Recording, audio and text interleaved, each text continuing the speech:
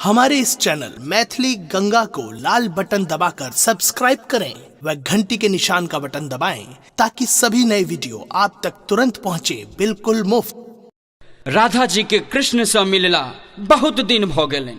कृष्णक पाट जोहित जोहित हुनकर आँख पथरा गेलन। राधा जी कृष्णक बिना दर्शन केने नहीं रह सकैत छली। कवि कोकिल महाकवि बाबा विद्यापति ओहि परिदृश्यक ओहि परिकल्पनाक अपन लेखनी सँ किछु एहि रूप में वर्णन केने छथि। त आओ सुनल जाय एकरा एहि गीत के माध्यम से। चानन भेल विषम शरीरे भूषण भेल भारी।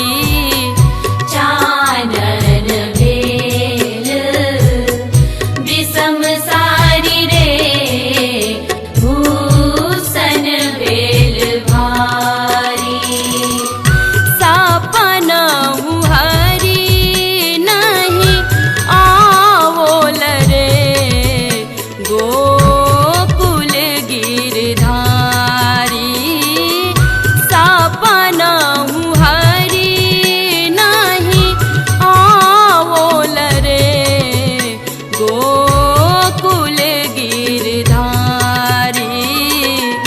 चानन भेल विषम शरीरे भूषण भेल भारी।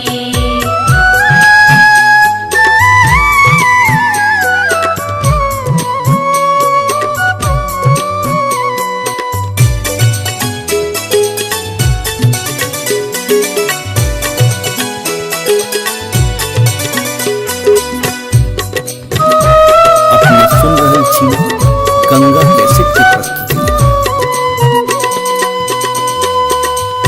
एक सरी ठार कदम तर रे पथ हेरती मुरारी। एक सरी ठार एक सरी ठार एक सरी ठार कदम तर रे पथ हेरती मुरारी। हरि बिनु हृदय दगध भेल रे झामर भेल साड़ी। चानन भेल विषम शरीरे भूषण भेल भारी।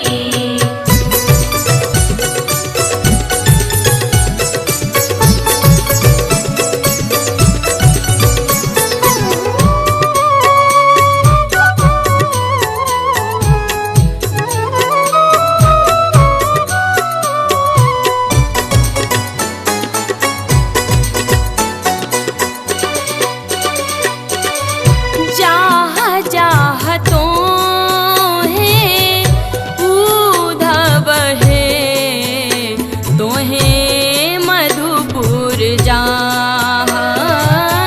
जाह जाह तोहे जाह जाह तोहे जाह जाह तोहे उधव हे तोहे मधुपुर जाह।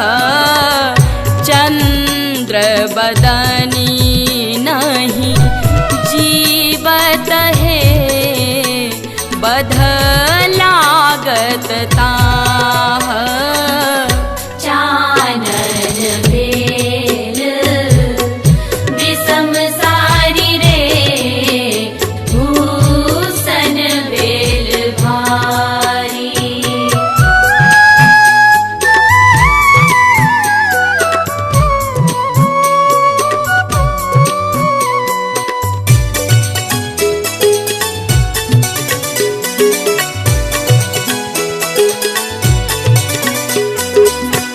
अपने सुन रहल छी गंगा कैसेट की प्रस्तुति।